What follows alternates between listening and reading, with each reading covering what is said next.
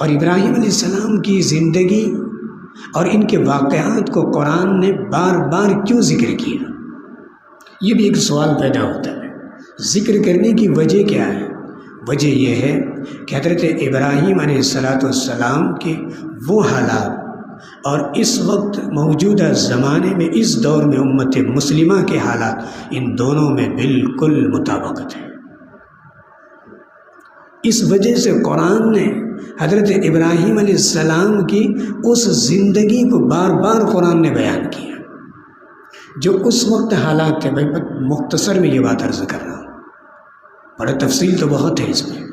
جو اس وقت حالات تھے بعین ہی، اس وقت وہی حالات ہیں جو اس وقت زمانہ تھا حضرت ابراہیم کا، وہی دور، وہی زمانہ، وہی حالات اس وقت بھی گویا پوری امت مسلمہ کے ساتھ پیش آ رہے ہیں۔ کیا حالات تھے اس وقت؟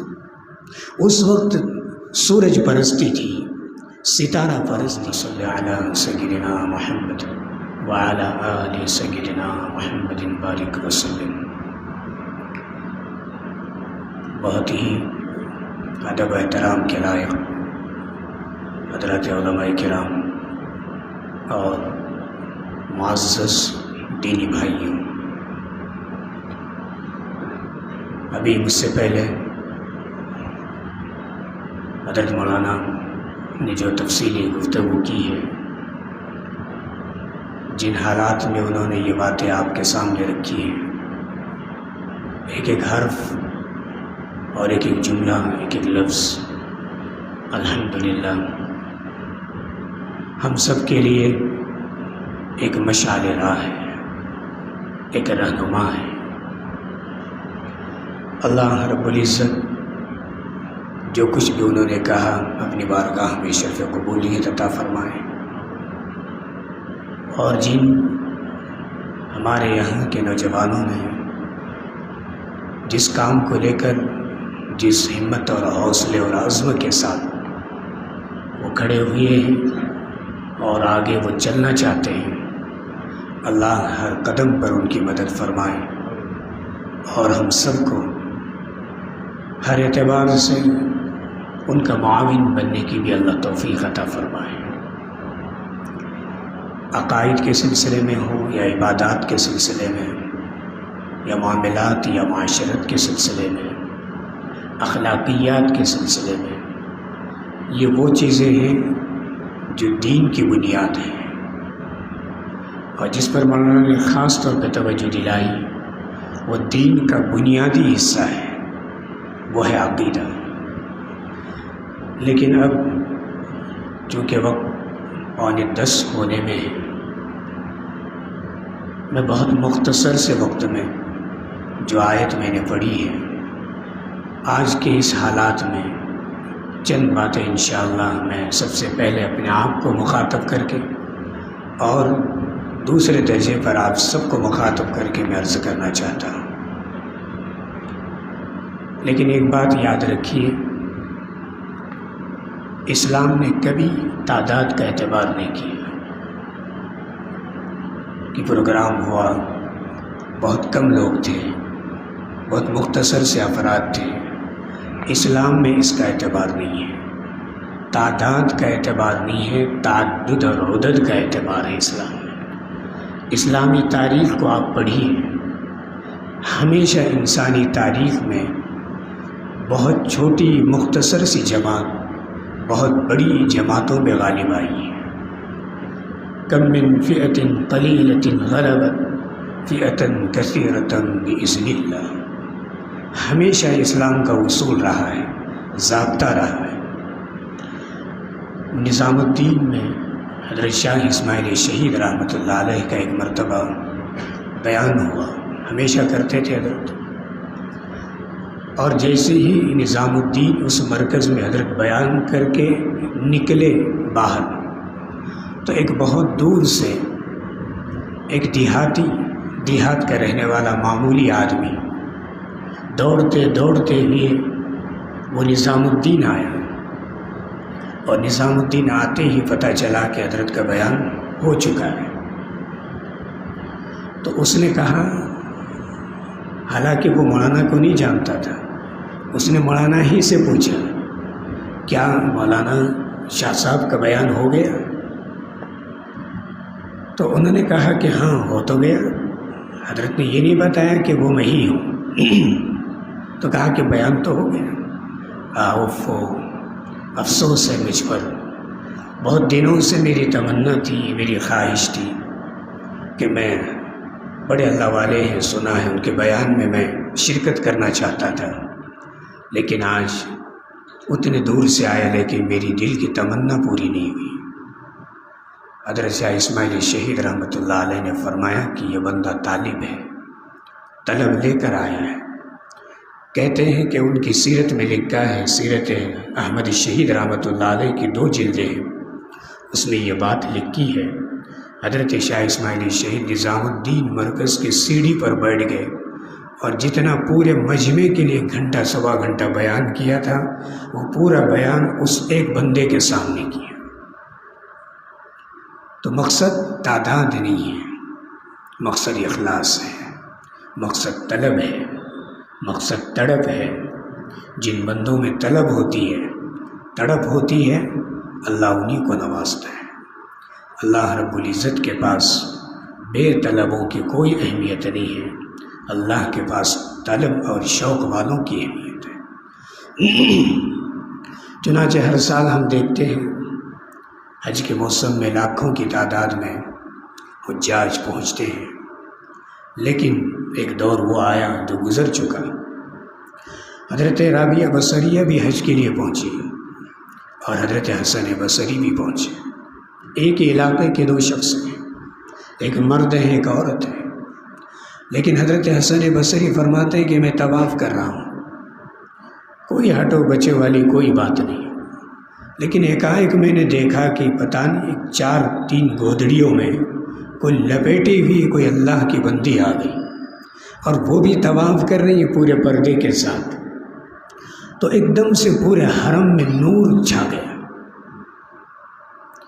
تو حسن بصری رکے اور رک کر فرمائے کہ یہ کون اللہ کی بندی ہے کہ جس کے آنے سے گویا پورا حرم منور ہو گیا، اور میں تو بہت دیر سے طواف کر رہا ہوں اور کئی زمانے کے بعد میں گویا کہ یہاں پہنچا ہوں۔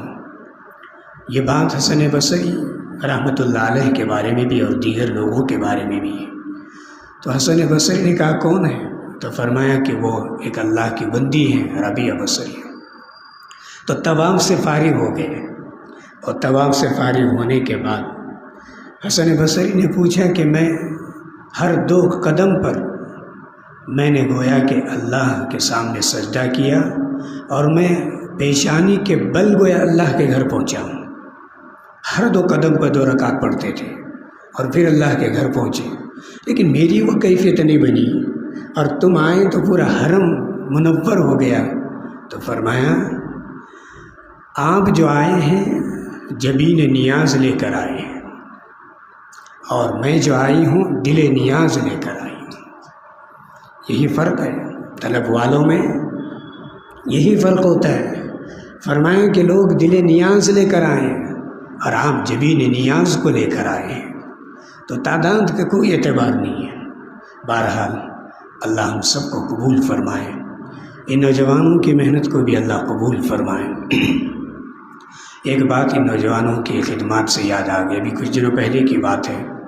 حضرت مولانا عبدالقوی صاحب دامت برکاتہ ایک پروگرام میں جا رہے تھے، ختم بخاری یا افتتاح بخاری کا پروگرام تھا، اور حضرت کو جانا تھا، اور اسی علاقے حیدرآباد کے ایک شخص عالم ہیں مولانا وجیہ الدین صاحب، وہ گویا ختم تحفظ نبوت کے پروگرام میں جا رہے تھے۔ ان بچوں کے اس سے مجھے یہ بات یاد آئی، ختم تحفظ نبوت کے پروگرام میں وہ جا رہے تھے۔ مولانا کو معلوم ہوا حضرت مولانا عبدالقوی صاحب کو کہ فلاں فلاں صاحب ہیں، اور وہ میں جس جگہ جا رہا ہوں اسی علاقے میں وہ بھی جا رہے ہیں، لیکن مولانا وجیہ الدین صاحب بس میں سوار ہو چکے تھے، اس روٹ پہ جانے والی بس میں۔ تو مولانا نے فون کیا، حضرت نے ان کو فون کیا، کہا مولانا کہاں ہیں آپ؟ کہا کہ میں گاڑی میں بیٹھا ہوں، بس میں ہوں، اور بس اب نکل چکی ہے۔ تو کہا کہ آپ یہ کام کریں، میں بھی اسی طرف جا رہا ہوں، آپ فلاں اسٹاپ پہ بس جیسے رکیں گے اتر جائیے، پھر میں آپ کو میری گاڑی میں لے کر چلوں گا۔ کہتے ہیں کہ مولانا چلتے رکی اور رک کر اس اسٹاپ پہ پہنچے تو مولانا انتظار کرتے ہوئے رکے تھے ان کا۔ جیسے ہی مولانا وجیہ الدین صاحب اس گویا کہ بس سے اترے تو مولانا نے پوچھا کہ بھائی ناشتہ کیا کہ نہیں آپ نے؟ کہا کہ حضرت وقت ہو جائے گا اس لیے میں نے ناشتہ بھی نہیں کیا۔ تو اپنے ڈرائیور سے یا خادم سے کہا بھی مولانا کو پہلے ناشتہ کراؤ، ہم جب تک انتظار کریں گے۔ ناشتہ کیا، اپنے گاڑی میں سوار کرایا اور اب چلے۔ حضرت مولانا عبدالقوی صاحب دامت برکاتہم کا جو پروگرام جس وقت پہ شروع ہونا تھا اس میں آدھا گھنٹہ لیٹ ہو گیا۔ حضرت کا مزاج ہے وقت پر پہنچے، لیکن آدھا گھنٹہ لیٹ ہو گئے۔ وہاں جانے کے بعد جیسے ہی پہنچے اس اجلاس میں، ابھی بخاری کا شروع ہونا تھا، اس سے پہلے اعلان کیا کہ بھائی میں آپ سے معذرت خواہ ہوں کہ مجھے آنا تھا فلاں وقت پہ، لیکن مجھے آدھا پون گھنٹہ مجھے دیر ہو گئی، اور اس کی وجہ بھی بتائی اور کہا اس کی وجہ یہ ہے کہ میں ایک صاحب کو اسی علاقے میں تمہارے ایک پروگرام ہے، اس پروگرام میں ان کو لینے کے لیے میں رکا اور ناشتہ کرنے میں تھوڑا سا دیر ہو گئی۔ اور جملے ہیں حضرت مولانا عبدالقوی صاحب کے، فرمایا کہ ایک ختم نبوت کا ایک سپاہی تھا جس کی حفاظت کے لیے وہ چلا تھا، تو میں اس کی حفاظت کی خاطر مجھے دیر ہوئی ہے، باقی دیر ہونے کی کوئی اور وجہ نہیں ہے۔ تو ختم تحفظ نبوت یہ جو کام ہے یہ بہت بڑا کام ہے۔ اس کام کو جو علماء ہمارے لے کر چل رہے ہیں، اللہ ہم سب کو، میں عوام سے کہتا ہوں، اپنے بھائیوں سے کہتا ہوں، ہم سب کو اللہ ان کی قدر کی اللہ توفیق عطا فرمائے۔ تو قرآن مجید کی دو آیتیں میں نے پڑھی ہیں۔ پہلی آیت ہے قد کانت لکم اسوۃ حسنۃ فی ابراہیم والذین معہ۔ قرآن مجید وہ کتاب ہے جو قیامت تک کے باقی رہے گی اور زندہ کتاب ہے۔ اس قرآن میں اللہ نے جن اپنے بزرگ اور نیک برگزیدہ ہستیوں کا ذکر کیا، حالانکہ ویسے تو ہر زمانے میں، ہر دور میں اللہ کی طرف سے اپنے بندوں کی اصلاح اور رہنمائی کے لیے، ان کو راہ ہدایت بتلانے کے لیے نبی آئے، اور 1,00,000 کم سے کم 24,000 انبیاء کا ذکر ملتا ہے۔ لیکن قرآن میں ان تمام نبیوں کا ذکر نہیں ہے، گنے چنے نبیوں کا ذکر ہے قرآن میں، لیکن ان میں بھی بہت زیادہ اگر کسی نبی کا ذکر ہے تو حضرت ابراہیم علیہ السلام کا ذکر ہے۔ اور قرآن مجید میں تقریباً 69 جگہ پر حضرت ابراہیم کا ذکر آیا ہے، 69 مرتبہ، اور بڑی تفصیل کے ساتھ اللہ نے آپ کا ذکر کیا ہے۔ لیکن یہ آیت میں نے اس لیے اس کا انتخاب کیا کہ اب جو موسم شروع ہو رہا ہے، جس کے گویا کہ چاند نظر آ چکا ہے، اس موسم اور ان حالات کے اعتبار سے جہاں رسول اللہ صلی اللہ علیہ وآلہ وسلم ہم سب کے لیے اور پوری کائنات کے لیے اسوہ عمل ہے، نمونہ ہے، ٹھیک اسی طرح قرآن نے یہی لفظ حضرت ابراہیم کے بارے میں بولا ہے۔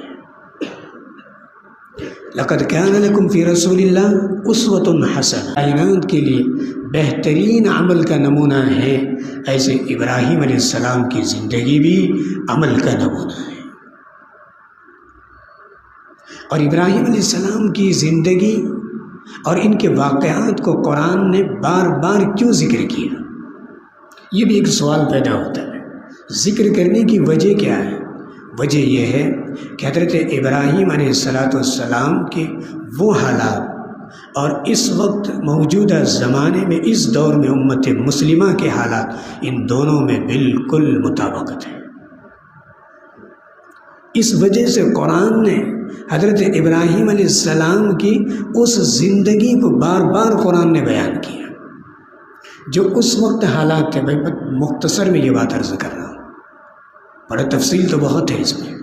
جو اس وقت حالات تھے بعین ہی اس وقت وہی حالات ہیں جو اس وقت زمانہ تھا حضرت ابراہیم کا، وہی دور، وہی زمانہ، وہی حالات اس وقت بھی گویا پوری امت مسلمہ کے ساتھ پیش آ رہے ہیں۔ کیا حالات تھے اس وقت؟ اس وقت سورج پرستی تھی، ستارہ پرستی تھی، اس وقت چاند پرستی تھی، اس وقت درختوں کی پوجا ہوتی تھی، یہ ساری چیزوں کی پرستش اس وقت ہوتی تھی۔ کیا اس وقت یہی چیزوں کی طرف پوری انسانیت مل کر امت کے لیے اس بات کی کوشش میں نہیں ہے کہ امت بھی اسی طرف آ جائے، وہ ستاروں کو پوجے، سورج کو پوجے، وہ چاند کو پوجے، وہ درختوں کو پوجے؟ جو اس وقت حالات تھے بعین ہی وہی زمانہ، وہی دور پھر سے لوٹ کر آیا ہے، اور جو ابراہیمی دور میں تھا، جو نمرود کے معاشرے میں سماج میں تھا، اس وقت بھی یہی سماج اس وقت امت مسلمہ کو اسی کی طرف دعوت دے رہا ہے۔ نمرود کے معاشرے نے کیا کہا تھا ابراہیم سے؟ نمرود کا معاشرہ تو چھوڑیے، خود حضرت ابراہیم کے والد آزر جن کا نام بتایا جاتا ہے، انہوں نے خود کہا تھا، جو بت گر تھے، بت بناتے تھے، انہوں نے کہا لئن لم تنتہی لأرجمنک وہجرنی ملیہ۔ ابراہیم سنو، اگر تم نے ان بتوں کی پرستش نہیں کی، ستاروں کی نہیں پوجا، سورج کو نہیں پوجا، تو لأہجرنی ملیہ، میں تمہیں سنسار کر دوں گا، میں تم کو پتھر مار مار کے ہلاک کر دوں گا۔ یہ بات کون کہہ رہے تھے؟ یہ بات حضرت ابراہیم کے والد خود ابراہیم سے کہہ رہے تھے۔ کیا وہی دور، وہی زمانہ اس وقت کے حالات میں ہم کو نہیں دکھائی دے رہا ہے؟ یہ مماثلت ہے۔ اسی لیے اللہ کا بڑا کرم ہے، اللہ کا بہت بڑا فضل ہے کہ اللہ نے مجھے اور آپ کو حالات کے سمجھنے کے لیے اس تاریخ کی زندگی میں کچھ ایسے واقعات رونما فرمائے کہ ہم ان واقعات سے سامنے رکھ کر اپنی زندگی کے حالات کو سمجھ سکتے ہیں، اور ایسی شخصیتوں کو بھی مجسم طور پر کھڑا کیا کہ اللہ نے بتایا تمہارے لیے اگر نمونہ ہے تو فلاں فلاں شخصوں کو نمونہ بناؤ اور تم انہی کو دے کر اپنی زندگی کے راستے طے کرو۔ حضرت ابراہیم کے ساتھ یہ حالات تھے، یہاں تک کہ حضرت ابراہیم کا عراق سے نکل کر مصر، اور مصر سے نکل کر پھر 2 حصوں میں آپ کو سفر کرنا پڑا، اور اس سفر میں بھی حالات آئے، کئی فتنے آپ کے راستے میں حائل ہو گئے، اللہ نے ان فتنوں سے بھی نکالا۔ بالآخر حضرت ابراہیم اپنے گویا لخت جگر حضرت اسماعیل کو لے کر اور اپنی بیوی حضرت ہاجرہ کو لے کر اس وادی میں پہنچے جس وادی میں بالکل کسی چیز کا نام و نشانی نہیں تھا۔ وہاں قیام ہوا، ٹھہرے، پھر اس کے بعد ایک مرحلہ آیا، یہاں تک کہ حضرت اسماعیل کے قربانی کا مرحلہ آیا۔ وہ مکتب کی کرامت تھی یا وہ فیضان نظر تھا جس نے سکھائے اسماعیل کو آداب فرزندی؟ کیا باپ تھا وہ جس نے توحید پرستی نہیں بلکہ اپنے باپ کے آداب اپنے فرزند کو سکھائے تھے؟ توحید تو سکھائی تھی، دین تو سکھایا تھا، لیکن آداب فرزندی ایک پدر، ایک باپ اپنے بچے کو سکھایا کہ اپنے باپ کا ادب کیسے کیا جاتا ہے، کیا آداب تھے، کیا اصول تھے۔ پھر یہ دور آگے بڑھا، یہ وقت آیا کہ حضرت ابراہیم اپنے 90 سال کی بڑھاپے کی عمر میں ایسے آزمائش سے گزرے، ایسے امتحان سے گزرے کہ آپ کے اس لخت جگر کو بھی اللہ کے راہ میں قربان کرنے کا اشارہ ملا، حکم ملا۔ لیکن جب حکم ملتے ہی حضرت ابراہیم تیار ہو گئے، حضرت اسماعیل سے رائے لی، حضرت اسماعیل نے بھی کہا کہ بالکل میں تیار ہوں۔ اللہ چاہتے تو یہ ساری چیزیں اپنی قدرت اور اپنے قادر مطلق ہونے کی وجہ سے بغیر ان آزمائشوں کی بھی تو کامیابی دے سکتے تھے، لیکن اللہ کی قدرت یہ ہے، اللہ کی سنت یہ نہیں ہے۔ میں جس چیز کی طرف آپ کو لانا چاہ رہا ہوں وہ یہ ہے، ان سارے حالات سے گزرے ابراہیم بھی، حضرت اسماعیل بھی، حضرت ہاجرہ بھی، کیا اللہ ان حالات کے گزارے بغیر اس مکی کی وادی میں باغ و بہار نہیں لا سکتے تھے؟ جس مصر کی سرزمین اور فلسطین کی سرزمین پر وہ باغ و بہار اور گل گلزار کو چھوڑ کر کیوں مکہ لایا؟ اس مکہ کی بے آب و گیا وادی میں جہاں کوئی چیز کا ظاہری اعتبار سے نام و نشان نہیں تھا، اللہ چاہتے تو قدم گرتے حضرت ابراہیم کے اس مکے کے وادیوں کو بھی گل گلزار بنا سکتے تھے۔ جس رب نے اس نمرودی معاشرے میں حضرت ابراہیم کے لیے اس جلتی دہکتی ہوئی آگ کو اللہ نے آپ کے لیے گل گلزار بنایا، تو کیا مکہ کی سرزمین کو گل گلزار نہیں بنا سکتے تھے؟ لیکن طاقت تو یہ ہے، لیکن سنت یہ نہیں اللہ کی۔ ان سارے امتحانوں سے گزرے، حالات سے گزرے، مشکلات سے گزرے۔ عشق کے امتحان اور بھی ہیں، ستاروں سے جہاں آگے اور بھی ہیں۔ مقصد کیا تھا؟ مقصد یہ تھا کہ ابراہیم، میں نمونہ بناؤں گا آنے والی امت کے لیے تم کو اور تمہارے خاندان کو، میں نمونہ بنانے والا ہوں۔ بالکل یہ دور، یہ زمانہ، یہ حالات، جس مشکلات سے اور جن آزمائشوں سے، جن حالات کی سنگینیوں سے، مشکل گھاٹیوں سے ابراہیم اور آپ کا خاندان گزرا، بعینی ہی اس وقت ہم بھارت کے مسلمان، پوری دنیا کی امت مسلمہ اسی دور سے گزر رہی ہے۔ کیا ہے امت کے لیے ان حالات میں لاہ عمل؟ کیا ہے راستے؟ گھبرانے کی ضرورت نہیں ہے، مایوس ہونے کی بالکل ضرورت نہیں ہے، نا امیدی کی بالکل ضرورت نہیں ہے۔ اللہ نے فرمایا وہ صحابہ کرام جن کا ایمان الحمدللہ ہم سے کئی گنا بڑا ہوا تھا، لیکن کتنے حالات سے گزرے صحابہ، کس قدر تنگیوں سے گزرے، کس قدر فاقوں سے گزرے۔ صحابہ تو صحابہ کرام محمد رسول اللہ صلی اللہ علیہ وسلم بھی کن حالات سے گزرے۔ یہ سب کیوں ہوا؟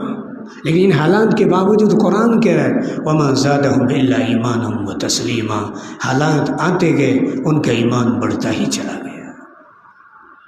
ایک دور تو مدینے کی زندگی میں ایسا آیا کہ جس دور میں ایک بہت بڑی جمعیت، بڑا جم گھٹا، گویا مٹھی بھر صحابہ کرام کے جو مکے سے ابھی سب کچھ چھوڑ کر مدینہ آئے تھے، اس مدینے کی زندگی میں سب کچھ چھوڑا آیا اور سب کچھ قربان کر کے آئے تھے، لیکن ایک مدینے کی جمعیت ان کو ڈرا رہی ہے، ان کو بچکا رہی ہے، بہکا رہی ہے، پھسلا رہی ہے۔ قرآن اس کو بیان فرمایا الذین قال لهم الناس ان الناس قد جمعوا لكم فاخشوهم فزادهم ایمانا۔ ایک بہت بڑی جماعت ہے جو مٹھی بھر اہل ایمان کو ڈرا رہی ہے، دھمکا رہی ہے کہ ارے اب تو یہ مکہ چھوڑ کر مدینہ آ گئے ہیں، اب یہاں تھوڑی سی تعداد میں ہیں، ان کو ذرا ڈرائیں اور دھمکائیں گے تو یہ اپنے ایمان سے ہاتھ دھو بیٹھیں گے۔ لیکن صلاۃ و سلام ہو صحابہ کرام پر، کیا جملہ ان کے دل اور زبان سے نکلا اور کہا قالوا حسبنا اللہ نعم الوکیل و نعم النصیر، کہا اللہ ہمارے لیے کافی ہے۔ کیا یہی صورتحال اس وقت ان مسلمانوں کے لیے نہیں ہے؟ ایک ایک لفظ پر غور کرو، قرآن زندہ کتاب ہے، قرآن صرف ماضی کے واقعات نہیں بیان کر رہا ہے، قرآن موجودہ حالات کو بیان کر رہا ہے۔ وقالوا حسبنا اللہ، سب نے ایک زبان میں کہا اللہ ہمارے لیے کافی ہے۔ ایمان کیا تھا؟ جب بڑھا، ایک مختصر سی تعداد کی زبان سے یہ جملہ نکلا۔ اس وقت بھی بڑی سے بڑی جمعیت کی باطل طاقتوں کی یہی سازش ہے وَدَّ كَثِيرٌ مِّنْ أَهْلِ الْكِتَابِ لَوْ يَرُدُّونَكُم مِّن بَعْدِ إِيمَانِكُمْ كُفَّارًا، تم کو ایمان سے کفر کی طرف لانا چاہتے ہیں، کیوں؟ حَسَدًا مِّنْ عِندِ أَنفُسِهِمْ، ان کے دلوں میں ایک بیماری ہے، ایک روگ ہے، وہ چاہتے ہیں کہ تم خداؤں کو چھوڑ کر نا خدا تہذیب اور تمدن کو قبول کر لو، تم نماز پڑھو، تم مسجد کی چار دیواری میں اپنے خدا کو محفوظ رکھو، باہر کی زندگی میں تم ہمارے ساتھ مل جاؤ، ہمارا تمہارا کوئی جھگڑا نہیں ہے، کوئی جھگڑا ہی نہیں ہے، کوئی اختلاف ہی نہیں ہے۔ تم یہ جو بنیادی چیزیں ہیں، جو دین ہے، ایمان ہے، عقائد ہے، جو تمہاری شناخت اور پہچان ہے، تم اس کو چھوڑ دو، باقی تم مسجد اور اس کے اندر ہی اپنے خدا کو محفوظ رکھو، باہر کی دنیا میں تم خدا طلبی چھوڑ دو، ہمارا تم سے بالکل کوئی اختلاف نہیں۔ قرآن کہہ رہا ہے وَلَن تَرْضَ عَنْكَ الْيَهُودُ وَلَا النَّصَارَىٰ حَتَّىٰ تَتَّبِعَ مِلَّتَهُمْ، یہود و نصارہ یہ طاقت اور باطل طاقتیں اس وقت تک تم سے خوش نہیں ہوں گی جب تک کہ تم ان کے رنگ میں رنگ نہ جاؤ۔ چاہتے تو یہ ہے۔ مسئلہ کیا ہے؟ مسئلہ یہی ہے کہ اب ہمیں سمجھنا ہے ابراہیم علیہ السلام کی اس زندگی کو، حالات کو اور آج کے حالات کو کیا ہے لاہ عمل۔ یہ آخری باتیں میں عرض کر رہا ہوں۔ قرآن کہہ رہا ہے، جس آیت کے مخاطب صحابہ ہیں، وَلَنَبْلُوَنَّكُمْ بِشَيْءٍ مِّنَ الْخَوْفِ وَالْجُوعِ وَنَقْصٍ مِّنَ الْأَمْوَالِ وَالْأَنفُسِ وَالثَّمَرَاتِ وَبَشِّرِ الصَّابِرِينَ۔ آزمائیں گے ہم تم کو، مالوں کی کمی، جانوں کی کمی، تجارت کی کمی، ملازمت کی کمی، تعلیم سے دوری، بچھڑا پن۔ جو میں ترجمہ کر رہا ہوں، کیا یہی صورتحال اس ملک میں چل رہی کہ نہیں چل رہی؟ تعلیم سے پسماندگی کی طرف گئے لوگ، تجارتوں سے ہاتھ دھو بیٹھے، ملازمتوں میں آپ کو کوئی جگہ نہیں، بچھڑا پن آپ کے اندر عام ہو گیا، یہاں تک کہ اب چھوت چھات بھی ہونے لگی، اب نام بھی پوچھے جانے لگے۔ یہ سب وہ ہو رہا ہے جو اس زمانے میں ہوا، اس زمانے میں پھر وہی تاریخ دہرائی جا رہی ہے۔ وَلَنَبْلُوَنَّكُمْ، آزمائیں گے ہم آپ کو۔ کن کن چیزوں سے آزمائی جائے گی امت مسلمہ؟ صحابہ کرام بھی تو آزمائے گئے تھے۔ ہمارا ایمان مضبوط تھا یا صحابہ کرام کا ایمان مضبوط تھا؟ اتنے حالات کے باوجود مضبوطی کے وہ آزمائے گئے، تو ہم کیوں نہیں آزمائے جائیں گے؟ لیکن آگے کیا جملہ کیا قرآن نے؟ وَبَشِّرِ الصَّابِرِينَ، خوشخبری ہے ثابت قدمی اور جمنے والوں کے لیے، اور استقامت کے ساتھ ایمان پر ٹھہرنے والوں کے۔ اور جس وقت یہ حالات میرے اور آپ کے سامنے آئیں گے تو کیا کہے گی امت مسلمہ؟ الذین اذا اصابتهم مصیبہ قالوا انا للہ وانا الیہ راجعون۔ ہم زبان حال سے اور قال سے کہیں گے اللہ ہم آپ ہی کے لیے ہیں اور ہم آپ ہی کی طرف لوٹ کر آنے والے ہیں۔ صبر، استقامت، ثابت قدمی۔ ان الذین قالوا ربنا اللہ ثم استقاموا۔ آج ہم یہ سمجھتے ہیں کہ صرف بدر ہی کے فضا میں صحابہ کرام کے لیے مدد کے لیے فرشتے اترے تھے، یہ بات بالکل غلط ہے۔ آج بھی فرشتے اسی قطار در قطار اتر سکتے ہیں، شرط یہ ہے کہ بدر کی فضا قائم کی جائے، وہ ایمان قائم کیا جائے، وہ یقین بنایا جائے۔ تو چنانچہ ابراہیم علیہ السلام آزمائے گئے، اور وہی آزمائشوں سے اس وقت امت گزر رہی ہے۔ ہم سب اس بات کے ذمہ دار ہیں، اور ہم سب کی یہ ذمہ داری ہے کہ آج بھی ہو جو براہیم سعیمہ پیدا آگ کر سکتی ہے انداز گلستہ پیدا۔ یہ بہت دن تک نہیں ہے، یاد رکھیے۔ میرے حضرت بار بار یہ جملہ ارشاد فرماتے ہیں اور کہتے ہیں کہ جب چراغ پڑپڑانے لگتا ہے، چراغ جب پڑپڑانے لگتا ہے تو یہ دلیل اس بات کی ہے کہ اس کے بجھنے کا وقت قریب آ چکا ہے، بالکل قریب ہے۔ جب رات کی تاریکی جب گھٹا ٹوپ ہو جاتی ہے، اندھیرا بہت گہرائی سے چھا جاتا ہے، تو یہ دلیل اس بات کی ہے کہ اب صبح روشن ہونے والی ہے۔ حضرت شاہ ولی اللہ محدث دہلوی رحمۃ اللہ علیہ نے حجت اللہ البالغہ میں لکھا ہے، اور کہیں اشارات ازالۃ الخفا میں بھی ہیں، اور بہت سی جگہ میرے حضرت نے خود یہ جملہ ارشاد فرمایا اور کہا الحمدللہ میں ان حالات میں بہت مطمئن ہوں، اور مجھے 100% اس بات پر یقین ہے اللہ کے فضل و کرم سے اب ملک میں انقلاب آنے والا ہے۔ یہ دلیل ہے اس بات کی۔ ظلم جب بھی بڑھتا ہے، یہ ظلم بڑھنے کی اور مزید دلیل نہیں ہے، ظلم بڑھتا ہے، یہ ظلم کے ختم ہونے کا وقت قریب ہے۔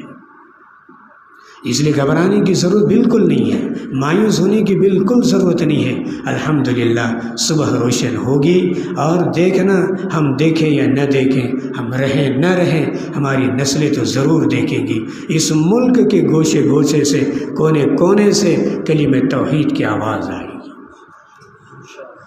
بالکل آ کر رہے گی، اس میں کوئی شک نہیں ہے، اور یہ ہو کر رہے گا انشاءاللہ۔ لیکن کم سے کم ہماری ذمہ داری ہے آج کے ان حالات میں ہم جمے رہیں۔ صبر، استقامت۔ صبر کے معنی یہ نہیں ہے کہ بزدلی، صبر کے معنی پست ہمتی نہیں ہے، صبر کے معنی بزدلی اور یہ نہیں ہے، صبر کے معنی استقامت ہے۔ اے اللہ ہم کسی قیمت پر بھی اپنی جان اور اپنے مال اور ان ساری چیزوں کو اگر لٹانا پڑے تو لٹا دیں گے، لیکن ہمارے اندر کے ایمان پہ ایک حرف بھی نہیں آنے دیں گے۔ نہ دنیا کی چمک اور دولت اور عیش و عشرت اور یہ خزانے ہماری گویا کے ایمان کی اس چیزوں کو کھرچ سکتے ہیں، اور نہ ہی پاؤں کی اور ہاتھوں کی بیڑیاں، اس کا ڈر خوف ہمیں اپنے ایمان سے پیچھے لا سکتا ہے، نہ ہی کسی چیز کی سلاخوں کے پیچھے ہمیں ڈرا کر گویا ہماری ایمان سے ہم کو محروم کیا جا سکتا ہے، یہ بالکل بھی نہیں۔ انشاءاللہ جس ثابت قدمی سے وہ دور میں حضرت ابراہیم ان کا خاندان ٹکا تھا اور جمع تھا، کیا تھا ابراہیم؟ ان ابراہیم وَكَانَ أُمَّةً، حضرت ابراہیم ایک امت تھے، ایک خاندان نے وہ کام کیا جو پوری امت مل کر کرتی ہے۔ کاش کہ امت مسلمہ ابراہیمی اسوے کو اپنائیں اور اس کو سمجھیں۔ بار بار قرآن ان دنوں میں، اب آنے والے دنوں میں، بلکہ آج ہی کے اس رات سے جو عشرہ ذی الحجہ، یہ ذی الحجہ کا جو پہلا عشرہ ہے اتنا بابرکت ہے، اس کے ایک ایک دن کا روزہ ایک سال کے روزے کے برابر ثواب ہے۔ اس کے ایک ایک رات کی کچھ گھنٹے کی عبادت شب قدر سے عبادت کے برابر ہے۔ رمضان میں تو ایک شب قدر آتی ہے، الحمدللہ اس مہینے میں تو تقریباً 10 شب قدر آپ کو ملے گی۔ کاش کہ ہم اس عظمتوں کو پہچانیں، ان گھڑیوں کو پہچانیں، اللہ کے فضل کو اور اس کے کرم کو ہم سمجھیں۔ اللہ کتنا مشفق ہے، اللہ کتنا مہربان ہے۔ جہاں لاکھوں بندے بندیاں لبیک کہتے ہوئے پہنچ گئے، تم کو بھی کہا تم دور دراز بیٹھ کر وہ اللہ کے گھر پہنچے، لیکن ہم اللہ کے گھر نہیں پہنچ پائے، لیکن اللہ وہاں بھی ہے، یہاں بھی ہے۔ وہ تلبیہ کہہ رہے ہیں، لبیک اللہم لبیک۔ اللہ نے ہمیں یہاں تلبیہ دیا، اللہ اکبر اللہ اکبر، لا الہ الا اللہ واللہ اکبر، اللہ اکبر وللہ الحمد۔ کہ اللہ کا کرم ہے۔ کاش کہ ہم ان گھڑیوں سے فائدہ اٹھائیں، کاش کہ ان عظمتوں اور برکتوں سے ہم لطف اندوز ہوں۔ دن کے روزے، رات کو تھوڑی سی عبادت، صرف عبادت ہی نہیں، خیر خیرات ہو، صدقات کی کثرت ہو، مریضوں کی عیادت ہو، غریبوں کی امداد ہو، اپنے پرائیوں سے میل جول ہو، ہر ایک کے حقوق کی ادائیگی ہو۔ یہ وہ عشرہ ہے جس عشرے کی فضیلت احادیث اور قرآن میں بھی اشارے اس کے کیے گئے۔ والفجر وليال عشر والشفع والوتر واللیل اذا یسر۔ علماء جانتے اس آیت کی تفسیر کو۔ اللہ مجھے ہم سب کو اس کی قدر کی توفیق عطا فرمائے، اور پھر سے ہمیں یہ بار بار سبق یاد دلایا جائے کہ وہ خاندان ابراہیمی جہاں بڑوں کے لیے بھی حضرت ابراہیم اور اضافہ ہو آنے والے دنوں میں، تو میں اور آپ اور میری قوم اور میرے بچے اور بچیاں یہ کہیں، ان صلاتی و نسکی و محیائی و مماتی للہ رب العالمین۔ میری نماز، میرے روزے، میرا حج، میری قربانیاں، میری پوری زندگی اللہ ہی کے لیے ہے، لا شریک لہ، اس میں ذرہ برابر بھی میں کسی کو شریک نہیں ہونے دوں گا۔ اور بالآخر حضرت ابراہیم نے اس کے بعد کہا، اے اللہ میں دنیا کے سارے قبلے چھوڑ کر میں ایک قبلے کی طرف رک کر کے کہتا ہوں، انی وجہت وجہی للذی فطر السماوات والارض حنیفا وما انا من المشرکین۔ اللہ مجھے ہم سب کو ان دنوں کی مناسبت سے اسوہ ابراہیمی کو ان موجودہ حالات میں نمونہ بنا کر جینے کی اللہ توفیق عطا فرمائے۔ امت کے ایک ایک فرد تک اللہ اس بات کو پہنچائے۔ امت مسلمہ اور علماء اپنی ذمہ داری کو سمجھ کر اپنے فرض کو ادا کریں، امت ان کے تعاون کے لیے کھڑی ہو جائے۔ جن احباب نے، جن نوجوانوں نے الحمدللہ آج یہ نشست رکھی، اور ابھی ظہر کے بعد جہاں میں نے کچھ دیر وہاں بھی گفتگو کی، اور اس میں بھی میں نے یہی کہا کہ مستورات کے لیے جو 40 روزہ تربیتی اور تعلیمی کورس اور نصاب انہوں نے بنایا، آپ سب لوگ اس بات کے آنے والے دنوں میں کوشش کیجیے ہمارے جگہ جگہ مستورات کے مکاتب قائم ہوں، بچوں کے مکاتب قائم ہوں، مسجدوں کے اندر مکاتب کا قیام یہ بہت اس وقت کی سب سے بڑی ضرورت ہے۔ ہر محلہ فکر مند ہو جائے، ہر محلے کے ذمہ داران فکر مند ہو جائے، ہر محلے کی مسجد کے ٹرسٹیان فکر مند ہو جائے کہ میرے محلے کا پورا ایک محلہ مثالی محلہ بن جائے، میرے محلے کی مسجد ایک مثالی مسجد بن جائے۔ میں یہاں سے وہ کام کروں جو اللہ کے نبی صلی اللہ علیہ وسلم کے زمانے میں مسجد نبوی سے ہوتے تھے۔ کیا کچھ کام آپ نے اپنی تاریخ اور آپ کی سیرت طیبہ اور حیات طیبہ میں نہیں کیے؟ پھر سے وہی زمانہ، وہی دور انشاءاللہ آئے گا، اور آپ کے اور میرے سنبھلنے سے پوری دنیا کی قوموں کو پھر ایک صدی تک ہو سکتا ہے اللہ امن اور انصاف کا دور پھر سے لائیں گے، اور پوری قوموں کو انصاف ملے گا، امن ملے گا، راحتیں ملیں گی۔ یہ ہوگا، لیکن دوستو صرف کہنے سے نہیں، کچھ عملی طور پر قدم بھی اٹھانے پڑیں گے، مشکلوں کو گلے سے لگانا پڑے گا، قربانیاں دینی پڑیں گی، قربانیوں میں کود جانا پڑے گا میدانوں میں، تب جا کر وہ کام ہو سکتا ہے۔ باطل چمک دمک سے پھیلتا ہے، دین قربانیوں سے پھیلتا ہے۔ باطل کی چمک نہیں کہ کچھ اور چیز ہے، دین کے پھیلنے اور پھلنے کی پھولنے کی قربانیاں اس کے دامن میں ہیں۔ اگر ہم قربانیاں دیں گے تو انشاءاللہ ہماری نسل آنے والی پھر اس ملک میں باغ و بہار دیکھیں گی، اور اس ملک کے دروازے جیسے پورے امن کے ساتھ پہلے بھی کھلے تھے انشاءاللہ آئندہ بھی کھلیں گے، اور اس ملک کا ایک ایک باشندہ انشاءاللہ پھر وہی پیار و محبت کے ساتھ آپس میں مل کر رہیں گے، اور یہ ملک پھر ترقی کرے گا۔ ضرورت ہے ہم قربانی دیں، وہ قلیل ما ہو، چاہے تعداد میں تھوڑے کیوں نہ ہوں، اگر دیں گے تو انشاءاللہ اس ملک کا مستقبل بہت روشن ہے، بہت پر امید ہے۔ کاش کہ اللہ مجھے اور آپ کو ان باتوں پر جو نکلی ہیں اس وقت اللہ نے کہلوائی ہے، اللہ عمل کی توفیق عطا فرمائے، ان نوجوانوں کے قربانوں کو اللہ قبول فرمائے۔ مکاتب جگہ جگہ قائم کیجیے، بچوں کو پڑھائیے، بچیوں کو پڑھائیے، جہاں جہاں تعلیم گاہیں قائم ہوئی ہیں وہاں پر اپنا تعاون پیش کیجیے۔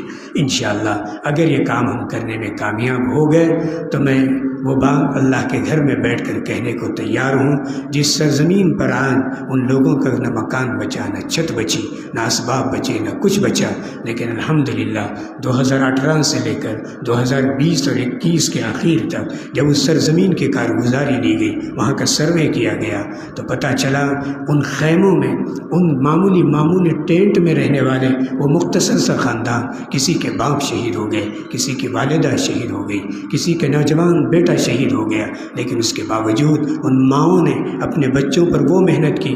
آپ کو دل کے کانوں سے یہ آخری بات میں کہہ رہا ہوں، سن لیجئے۔ 2018 سے 21 کے درمیان سرزمین فلسطین کی وہ رپورٹ تھی، اس میں یہ لکھا گیا کہ الحمدللہ خیموں میں رہنے کے باوجود جب آواز لگی کہ یہاں کون کون بچی ہیں اور بچوں نے حفظ قرآن کیا، تو صرف خیموں میں رہنے والی بچیاں وہ تھی 8000 بچوں نے حفظ قرآن مکمل کیا۔ اللہ کے بندوں، ہم ان راحتوں میں رہ کر نہیں پڑھ رہے، وہ بے سر و سامانی کی حالت میں وہ قرآن کو زندہ رکھے ہوئے۔ ہم کیا تصور کر سکتے ہیں اس سرزمین کا؟ اللہ نہ کرے وہ دن ہم کو دیکھنے پڑے۔ اللہ اس سرزمین پر بھی امن قائم فرمائے، انصاف قائم فرمائے۔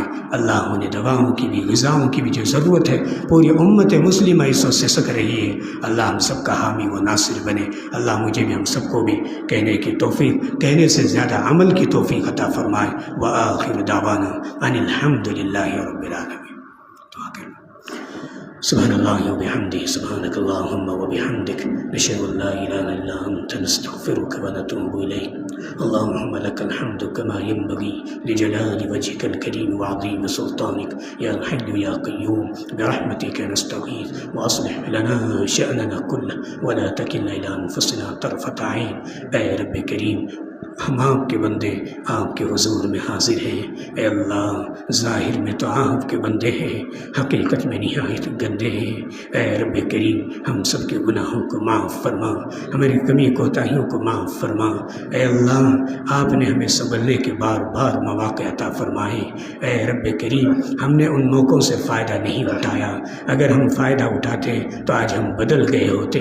اے اللہ، پھر سے آپ نے ایک اور موقع دیا۔ اے اللہ، ہمیں اس آنے والے مواقع کی، ان لمحوں کی، اللہ ایک ایک لمحے کی قدر کی توفیق عطا فرما۔ اے اللہ، اس سے بھرپور استفادے کی توفیق عطا فرما۔ اے رب کریم، ہم سب کی اصلاح کے فیصلے فرما۔ اے اللہ، ہمیں ایمان کامل عطا فرما، عقیدہ توحید کی ہم سب کی اور آنے والے دور میں ہمارے بچے بچیوں کی حفاظت کے فیصلے فرما۔ اے اللہ، اس وقت ہم سے زیادہ ہمارے بچوں کا ایمان خطرے میں ہے۔ اے رب کریم، بچا لیجیے۔ اللہ ہم کے ایمان کی حفاظت کے فیصلے فرما۔ قیامت تک آنے والی ہماری نسلوں کی ایمان کو محفوظ فرما۔ تمام مساجد و مدارس، مکاتب اور خانقاہیں اور دعوت تبلیغ کے مراکز کی حفاظت فرما، تینوں حرم کی حفاظت فرما، قبلہ اول کی حفاظت فرما، بلاد شام کی حفاظت فرما۔ اے اللہ، لاکھوں بندے اور بندیاں آپ کے گھر لبیک کہتے کہتے پہنچ گئے، کوئی پہنچ رہے ہوں گے۔ اے اللہ، ان سب کے حاضری کو قبول فرما، ان سب کے دعاؤں میں ہم سب کو شامل فرما۔ اے اللہ، کوئی بیت بیت اللہ کا طواف کر رہا ہوگا، کوئی مقام ابراہیم پر ہوگا، اے اللہ کوئی صفا مروہ پر ہوگا، اے اللہ کوئی میزاب رحمت کے پاس ہوگا، اے اللہ کوئی ملتزم سے چمٹ کر دعائیں کر رہا ہوگا، اے رب کریم، اے رب کریم، اے اللہ کب آئے گا ہمارا نمبر، ہم بھی تو دو چادریں پہن کر آپ کے گھر آئیں اور کہیں لبیک اللہم لبیک۔ اے اللہ آپ صرف امیروں کے رب نہیں ہیں، آپ غریبوں کے بھی تو رب ہیں، اے رب کریم ہمیں بھی قبول فرما دیجئے، بلا لیجئے اللہ۔ اے اللہ اس وقت پوری امت مسلمہ حالات سے دو چار ہے، اے اللہ امت کی رہبری فرما، رہنمائی فرما۔ اے اللہ حضرت موسیٰ علیہ السلام نے بحر قلزم کے کنارے ہو کر آپ کو پکارا، آپ نے لبیک کہا۔ اے اللہ حضرت یونس علیہ السلام نے مچھلی کے پیٹ میں پکارا، آپ نے لبیک کہا۔ اے رب کریم اس وقت امت کی بڑی تعداد آپ کے گھر پہنچے لبیک لبیک کہتے ہوئے، اے اللہ قبول فرما۔ اے رب کریم وہ سرزمین قدس کی حفاظت فرما، اہل غزہ کی مدد فرما، محافظین بیت المقدس کی حفاظت فرما۔ اے اللہ امت کی علماء اپنی بساط کے مطابق، اے اللہ اس مادہ پرستی کے دور میں ہر طرف دلوں میں دنیا کی محبتیں ہیں، اے اللہ ایسے دور میں بھی کام کو لے کر چل رہے ہیں، اے اللہ ان کی بھرپور مدد فرما، ان کی نصرت کے فیصلے فرما، اے اللہ ان کا معاون بن جا، اے اللہ قدم قدم پر رہبری فرما، امت کے سرمایہ داروں کو اے اللہ اپنا سرمایہ خوب دین کی حفاظت، اقامت اور اشاعت کے لیے لگانے کی توفیق عطا فرما۔ اے اللہ اس ملک کے چپے چپے میں امن قائم فرما، اس ملک کو ترقی عطا فرما، دجالی دور میں دجالی فتنوں سے حفاظت فرما، اے اللہ باطل کی سازشوں کو ناکام بنا، اوقاف کی جائیدادوں کے تحفظ کے فیصلے فرما۔ اے رب کریم، اے رب کریم امت کے سرمایہ کو محفوظ فرما، آنے والے دنوں میں اے اللہ ہم تمام کو اسوہ ابراہیمی اور اسوہ نبوی صلی اللہ علیہ وآلہ وسلم کے انہی اسوہ پر چلنے کی توفیق عطا فرما۔ اے رب کریم جو مانگا عطا فرما، جو مانگنا چاہتے تھے نہیں مانگ سکے اللہ وہ بھی اپنے فضل و کرم سے عطا فرما۔ آخری التجا اور ہے اللہ ہم سب کا نام لے کر نبی کریم صلی اللہ علیہ وآلہ وسلم، آپ پر، آپ کے اہل بیت، ازواج مطہرہ، ذریت طیبہ اور تمام صحابہ صحابیات اور تابعین پر اور تبع تابعین پر، بزرگان دین، مجددین و مصلحین پر ہم سب کی طرف سے صلاۃ و سلام پہنچا دیجیے، اسی نقشے پر جینے اور اسی پر مرنے کی توفیق عطا فرما۔ وصلی اللہ تعالی علی خیر خلق نور عرشی محمد وعلی آلہ وصحبہ اجمعین برحمتک۔